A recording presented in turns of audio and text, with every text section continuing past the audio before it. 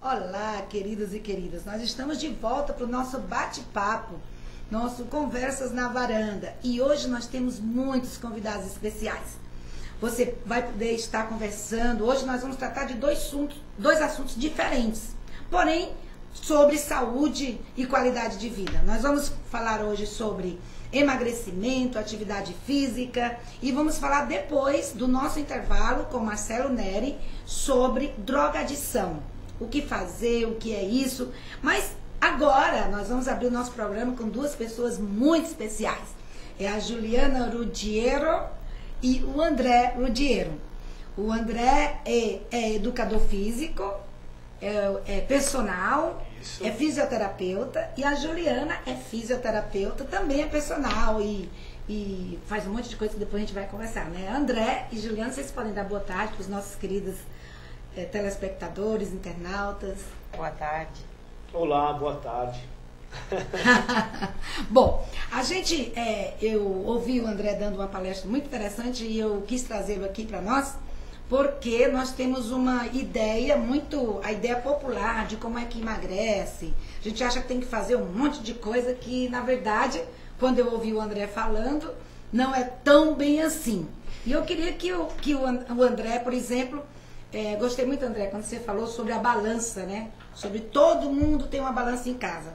Mas o André falou que essa balança não adianta de nada. Então, vamos lá, André. O que é... Eu queria que você dissesse para os nossos telespectadores o que é um peso ideal e qual é o peso ideal de uma pessoa. Como é que é isso aí? Na verdade, eu gosto muito de começar as minhas palestras explicando um pouquinho, desmistificando um pouquinho a balança, né?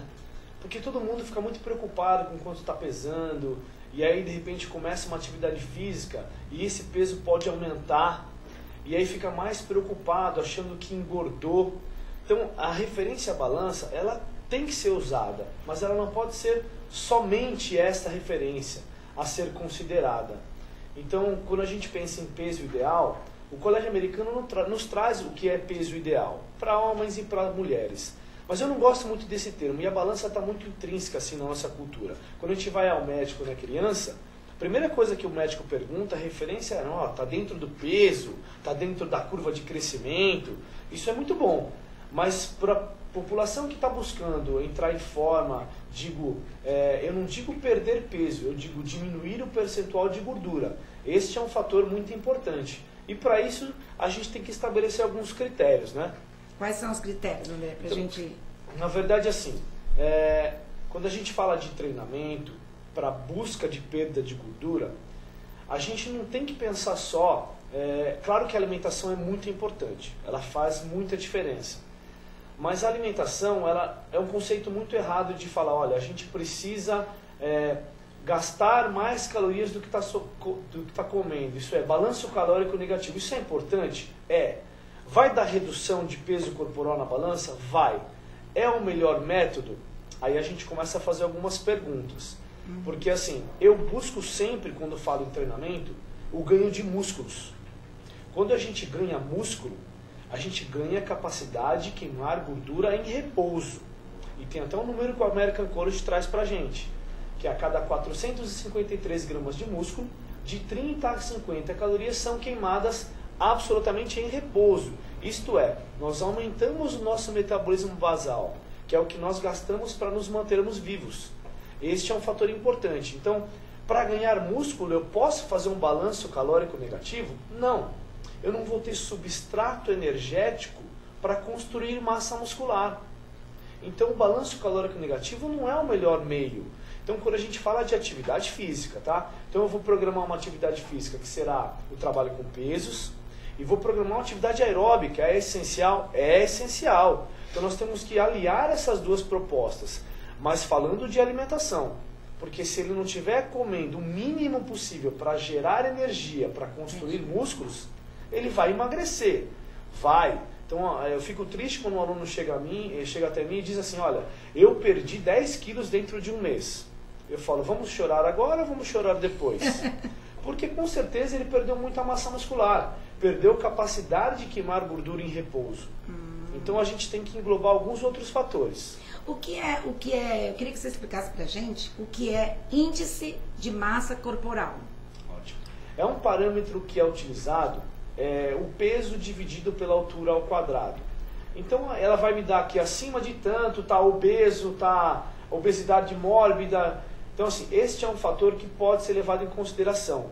Mas para pessoas que são ativas, que fazem atividade física, que buscam ganho de massa muscular, não é a melhor referência. Por quê? No meu caso, por exemplo, eu tenho 1,77 de altura e eu peso 90 quilos. Se eu jogar isso no IMC, vai me dar obesidade grau 1. É mesmo? É, porque ele não separa quanto desse peso é de músculo e quanto é de gordura. Então não é a melhor referência. Ela pode ser usada quando a pessoa é sedentária, para ter uma classificação.